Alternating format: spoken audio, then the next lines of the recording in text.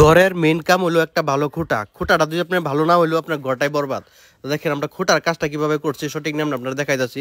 দেখেন খুঁটার নিচে 2 ফুট জায়গা 3 ইঞ্চি গ্যাপে গ্যাপে রিংগুলা বানবেন, আর নিচে স্কাটার মানে তক্তা দেবে ফ্রেমটাকে বানাই লবেন, যাতে খুঁটাটা পারফেক্ট জায়গা থাকে, ডালাইটা মানে এদিক সেদিক না হয়। আর রিংগুলা নিচে মানে ছাড়ের থেকে আপনার 2 ফুট গ্যাপে যেটা এটা 3 ইঞ্চি গ্যাপে বানবেন, তারপরে 4 ইঞ্চি গ্যাপে। আর স্টার গ্যাজের সিঁড়িটা যে দেখেন, এটা সিঁড়িটা যে দেখাইতেছি ভিডিওর মাধ্যমে, তো এগুলো দেখেন এটা ক্যারিং সিঁড়ি। তো আমরা এই বাসে দিতে পারেন, দেখেন 4 সুতা রড নিচে ব্যবহার করবেন, পাতালিয়া 3 সুতা রড ব্যবহার করেন 10 mm রডটা। তো এইভাবে সঠিক নেমে কাজ এটা দেখেন মিনিমাম 10,000 স্কোয়ারের কাজ একটা চলতেছে। দেখেন কতগুলা কাজ, সেদিকে 7 ডালাই চলতেছে, এদিকে বান্দাবান্দি কাজ চলতেছে। দেখেন এই 7টা ডালতে আমরা 3 দিন সময় লাগে।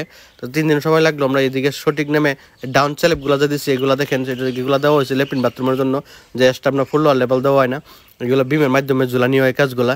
তো আপনার কাজগুলা দেখলেই গম পাইবেন এটা কয়তলা বাড়ির ফাউন্ডেশনের কাজ। এটা দেখেন আমরা 10তলা বাড়ির ফাউন্ডেশনের কাজ এটা চলতেছে। এটা পিলারগুলা মিনিমাম 20টা রড ব্যবহার করা হয়েছে, 20 mm ব্যবহার করা হয়েছে 16টা, আর বাকি 16 রড ব্যবহার করেছে। রিং একটা রিং পিলারের মধ্যে কলের মধ্যে রিং 3টা করে ব্যবহার করা হয়েছে এক জায়গার মধ্যে। তো আপনারা কাজটা দেখে পিলারের সাইজগুলো কত বড় বড় দেখেন। আর পিলারের সাইজটা আপনার 2 ফুট দেওয়া হয়েছে, 2 ফুট বা 18 ইঞ্চি দেওয়া হয়েছে। তো এই সাইজ আপনারা কাজ করতে পারেন।